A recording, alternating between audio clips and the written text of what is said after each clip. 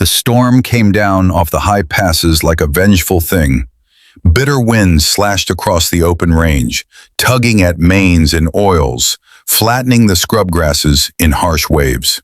It turned the sky gunmetal gray and cloaked the mountains in a veil of sleet so thick the ridgelines vanished. Thunder cracked over the canyon like a whip, and the rain turned the dirt trail to sludge. Jedediah rode with his collar up and hat brim low, his Mustang muscling against the wind. He wasn't headed anywhere in particular, just away, same as always. He didn't favor towns. Folks talked too much there, and quiet had become his only kind of peace. He'd been drifting a long while now, ever since the fire took his home, and what little else he'd loved with it. Some days he thought he'd ridden off the edge of the world. Other days he hoped he had. The road wound down into a low ravine where the creek had swollen and spilled its banks. He reined in, squinting into the curtain of rain. There was someone beside the flooded bend, a splash of blue against the dun-cold mud. Not moving, he cursed under his breath, kicked his horse into a trot, and slid off in the muck boots, sinking near to the ankle. Closer now he saw it was a woman. She sat half upright against a crooked cottonwood, soaked through her hair, plastered in dark streaks across her cheeks. Her dress was torn at the hem, her hands raw and reened from the cold. One of her shoes was gone, and the other hung loose on her foot.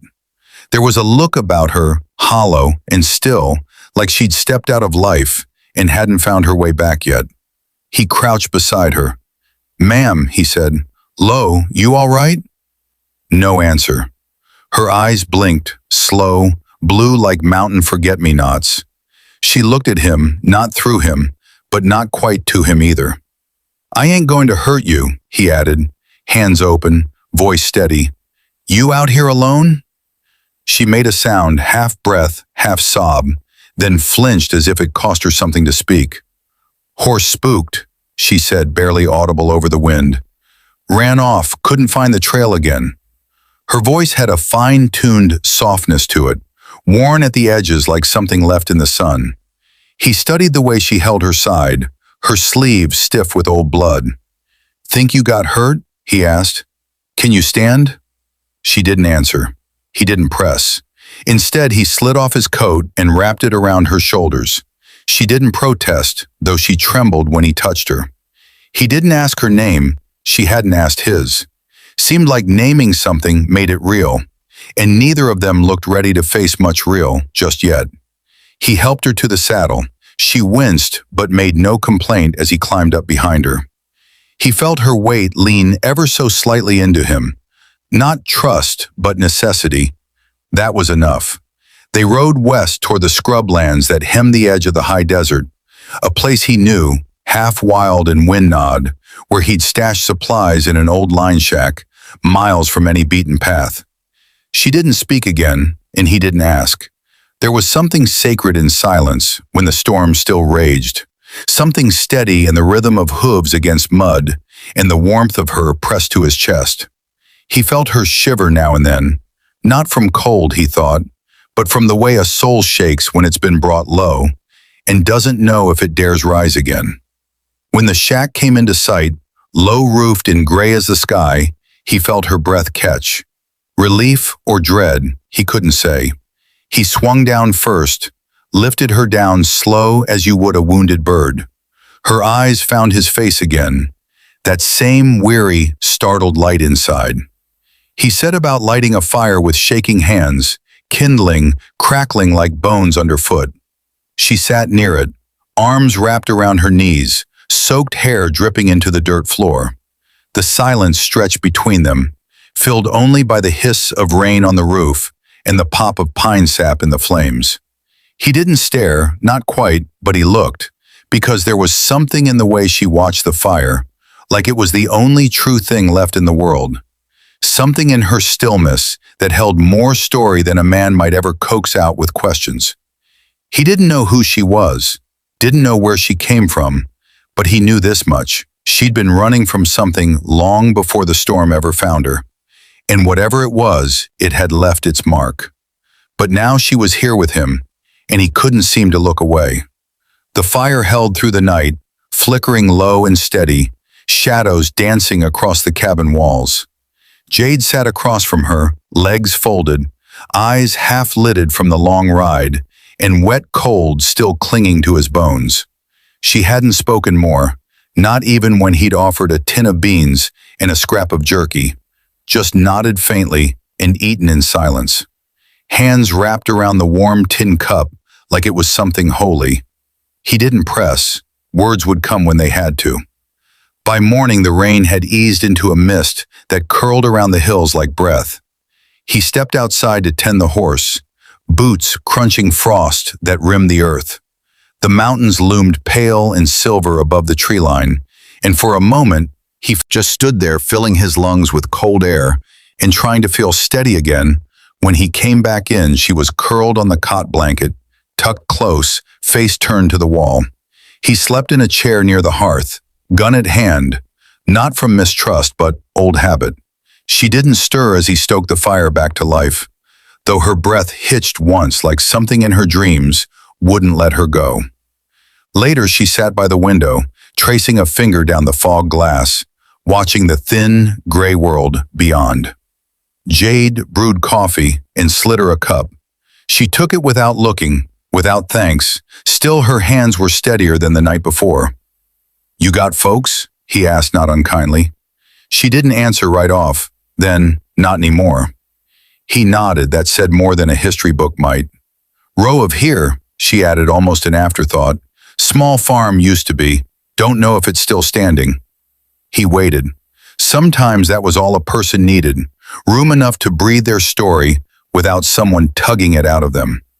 "There was a man," she said, voice low. "Not my kin, not kind. Came through 2 weeks past, took what he wanted, burned the rest." He saw her fingers tighten around the cup, the small tremble she tried to hide. Anger kindled in his chest, slow and cold like a coming frost. "You ran," he said. "I fought," she corrected, and turned her face to him for the first time in hours. There was still there, beneath the exhaustion, beneath the ruin. "Then I ran." He didn't speak. He just nodded again, because he understood more than he cared to admit. Some things you didn't fight to win, you fought to live. And sometimes just surviving was enough. That evening she helped him patch a leak in the roof. Clumsy work with numb fingers, but she insisted it was the first time she moved with purpose, not just survival. Her name came then without warning as she braced a board for him to hammer. Claren.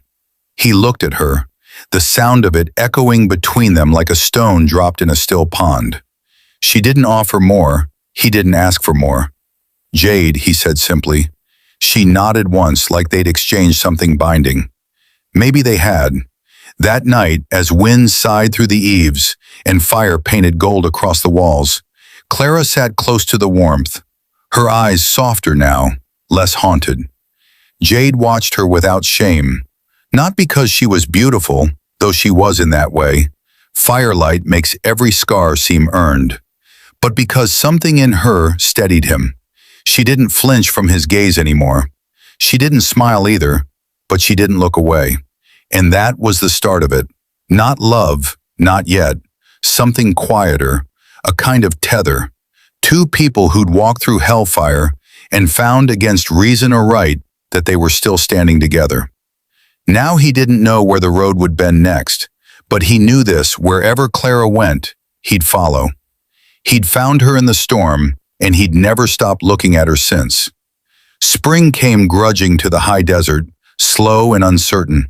The snows melted from the passes, leaving behind a lacework of runoff that carved the land into veins of silver green, returned in hesitant brushstrokes. Wild sage sprouting by the cabin stoop, pale blossoms budding in the cottonwoods down by the creek. Clara rose with the sun most days. Jade would wake to find her standing outside, boots still unlaced, hair loose to her shoulders, staring eastward like she was waiting for something to catch up to her. He didn't ask what some ghosts needed, naming in their own time they lived. Quiet, the two of them. Not lovers, not quite strangers. He taught her how to mend tack and trap rabbit, how to read the weather by the curl of clouds. She showed him how to stitch a shirt from an old flour sack, how to find wild onions by their smell. Their days passed in the rhythm of necessity, chopping wood, boiling wash water, patching leaks in the roof. Not much was said, but each silence grew easier to share. One morning she brought in a sparrow with a broken wing, cradled in her palms like a prayer. Jade watched her feed its soaked breadcrumbs, coax its trembling body into the warmth of a box lined with wool. She didn't name it, just tended to it daily with the same quiet care she gave the fire, or the kettle, or the way she swept the floor in long, slow strokes. "You think it'll fly again?" he asked her, watching from the doorway. "Don't know," she said without looking up. "But it wants to. That's something." He thought about that long after she left the room. Then came the day Clara didn't wake at dawn. He found her curled under the blanket, pale and sweating, breath shallow. Fever took her hard and fast, and Jade felt a helplessness bloom in his chest that near split him in two. He boiled water, bathed her face, whispered nonsense to keep the fear at bay. She drifted in and out, eyes glassy, hands gripping the sheet like she was drowning. He sat beside her through the night, listening to her mutter names he didn't know. "Please," he couldn't answer. Once she reached for him in her sleep, fingers wrapping around his like she thought he might vanish if she let go. By dawn, the fever broke. She woke, trembling and confused, then saw him there and sighed, relief or sorrow, he couldn't tell, maybe both. Thought, "I was back there," she whispered that night. "You ain't," he said. "You're here." She didn't cry, just nodded once and closed her eyes, like she believed him. That afternoon, he found the sparrow's box empty. The bird had flown. He looked up to the rafters and saw it perched there, whole now, feathers catching light. When he told Clara, she only smiled. A real one, thin and fleeting, but it stayed with him. Later, while he chopped wood, she came outside and stood beside him. Not to help, just to be there. She leaned against the fence rail and watched the hills. After a while, she spoke. "I think I need to go back," she said, "to the farm, see what's left." He paused mid-swing. "You sure?" "No," she said, "but I won't be whole till I do." He studied her, then the set of her shoulders, the line of her jaw. She wasn't the same woman he'd found in the storm. She walked through fire again and come out tempered. "I'll ride with you," he said. She didn't thank him, just looked at him like maybe she hadn't known how much she needed to hear that until just now. And that was how the next part of their story began. Not with a kiss or a promise, but with two people packing saddlebags side by side heading east. Not to chase the past, but to face it together. They rode at first light, frost still on the grass, breath rising in plumes as they passed the edge of the known world. Jade didn't ask how far or what waited there. He didn't need to. Clara's silence was a map all its own. She led them east where the mountains gave way to open prairie, where old fences slumped and wind moved through tall grass like a whisper of the dead. The land changed as they traveled. Creeks ran wider, the soil darkened, and the air smelled of cedar and rain. At night they camped beneath stars that hung low and sharp as glass, their fire casting long shadows over the ridge. She didn't talk much, and neither did he. But there were moments, the way she handed him coffee before he asked, the way he steadied her horse without a word, that felt like more than conversation ever could. They passed a church, long fallen to ruin. Its steeple snapped like a bone. She paused there, looking at it with a strange expression, part grief, part defiance. "We were married in one like that," she said. He didn't answer, didn't need to. Her voice wasn't asking for reply. It was naming a ghost aloud, so it would let her sleep. That night on the 5th day they reached her land, or what was left of it. The farmhouse was ash and splinters. Blackened beams jutted from the ground like ribs. The barn was gone, only the stone footings remained. Grass had grown through the cracks, wild flowers blooming where floorboards once creaked. Clara dismounted slowly. Her boots crushed what might have been the hearthstone. She walked the length of the ruin with careful steps, like she could still feel the shape of rooms beneath her feet. She crouched near what was once the front porch, fingers grazing the dirt, and said nothing for a long time. Jade stood back, letting her reckon with it. He'd known ruin. He knew how the weight of absence could hollow a person if they weren't given time to stand inside it. At last she spoke. "He did this because I wouldn't leave."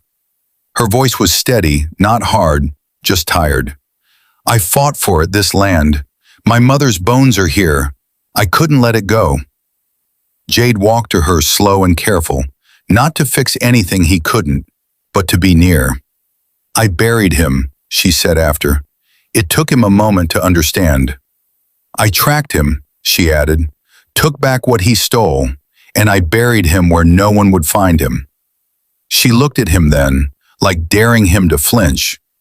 But he didn't. He only nodded once. "You did what you had to." That evening they pitched their small canvas by the edge of the old orchard, where 3 gnarled apple trees still stood, limbs crooked but blooming. Clara sat beneath one with her knees drawn up, and Jade brought her a tin of stew. "What now?" he asked quietly. She tilted her head, eyes on the ruined skyline. "I rebuild slowly, piece by piece." He chewed a bite, thoughtful. "I can help," he said, "if you want." "I do." There wasn't a smile, but her fingers brushed his as she took the bowl, and he felt that touch for hours. After that night she dreamed without crying. He knew because he stayed awake, just watching. Not like a man haunted, like a man who had finally found the thing worth staying for. Summer settled slow over the scorched land, breathing life back into the bones of Clara's homestead. The earth, dark with memory, began to yield again. Green shoots pushing through the ash. The orchard thick with bees, the first small tomatoes clinging to vines she'd coaxed from a saved handful of seeds. Jade stayed. He never said he would, never asked if he could. He just kept waking up beside the fire pit, boots on by dawn, tools in hand before the coffee boiled. She didn't send him away, didn't speak the words for weeks, but she always made enough for 2. And when her fingers brushed his sleeve or she, after that came a fence for the goats. After that came a fence for the goats she'd bargained for from a neighbor 2 valleys away. She learned to ride with more ease, more grace. He showed her how to study the sky before a storm gathered. And she taught him something different, how to listen to silence, how to find comfort in shared quiet, how to understand what wasn't said. One evening after the final post had been set and the sunset stained the sky a deep violet, they sat together on the step of the shed they now called home. A jug of cool water passed between them. Her arm brushed his, and this time she didn't pull away. "I never thought I'd come back," she said softly, "much less find any part of myself still here." "You didn't come back to find it," he answered. "You came back to plant it." She let that settle. Then she turned toward him. "And you? Are you still searching for something?" He looked at her, not at the land, not at the structure rising board by board, but at her. "I found it," he said, and she believed him. Autumn arrived in a hush of gold. They gathered what little the earth had offered. They laughed the first time a goat broke loose and chewed through her laundry as it dried in the sun. He carved her a wooden comb. She left it by the window, though she used it every morning.